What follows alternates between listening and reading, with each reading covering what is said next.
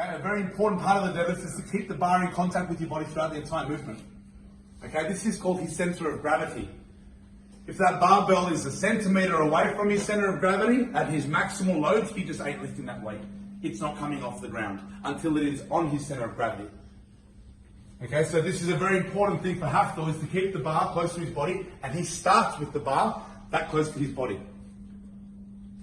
Grabbing the bar on his outside of his legs, giving his knees enough room to gently push outwards against the inside of his relaxed arms.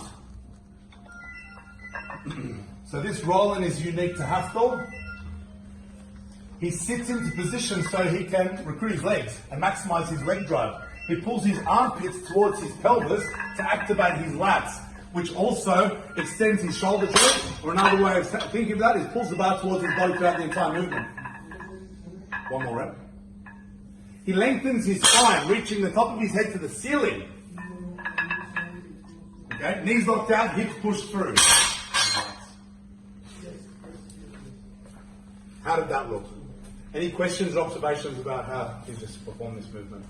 How much do you guys turn your feet out when you do it? Okay, that's a great question. This is about comfort, but you have to remember the knees, where must they point? Out in relation to what? The feet. The feet. They need to point in the same direction as the toes. If my toes are here, where do my knees need to go? What's that doing with my arms? Where do my arms need to be placed? On the outside of that. So you need to bear that in mind. Okay, if you're comfortable with your feet a little bit, turned a little bit outwards, the knees must point in the same direction. If you're still able to grab the bar on the outside of your knees in that position, and it doesn't interfere with having to grip the bar wider, then by all means, go for it.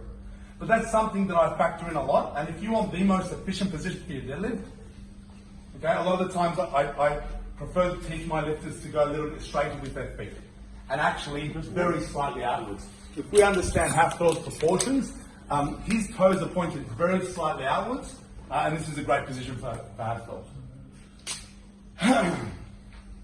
Not everyone has perfect hip structure. We have a ball and socket joint. Okay, so this bone here, they don't know what that's called. Femur, okay? The top of the ball is called the head of the femur. Does anyone know what the socket's called? Doesn't really matter. It's called an acetabulum. So that's the ball and socket joint. Okay, some people's sockets are deeper, okay, than others, which means you've got less range of motion. Okay, in some parts of the world, so actually Celtic backgrounds have very deep hip sockets, which is why we don't actually see a lot of people from this neck of the woods in the Olympics for the sport of weightlifting. Okay, because they don't have the hip joint mobility to be able to achieve the positions necessary in the sport of weightlifting.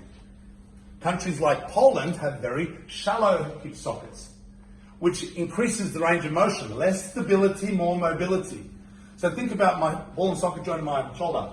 It's like a golf ball and a golf tee. Okay, it's a very shallow dish, that ball and socket joint. More mobility. I can do the splits with my arms. I can't do that with my legs. Okay, it's a deeper hip socket.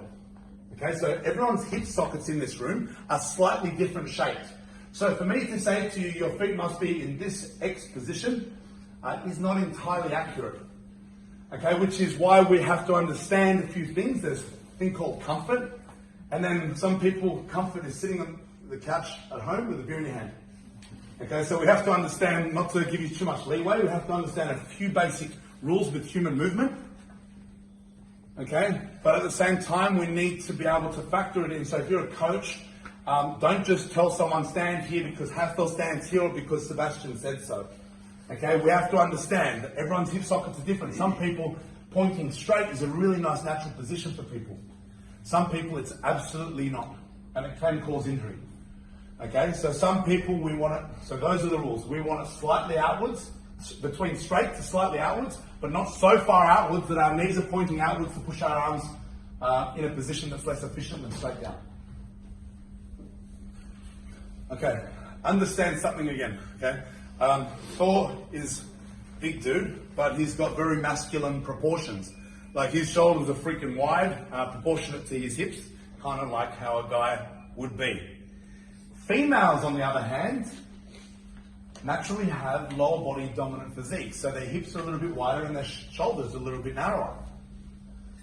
Okay, so let's think about a woman's arms that are straight down. It's quite narrow because their shoulders are quite narrow.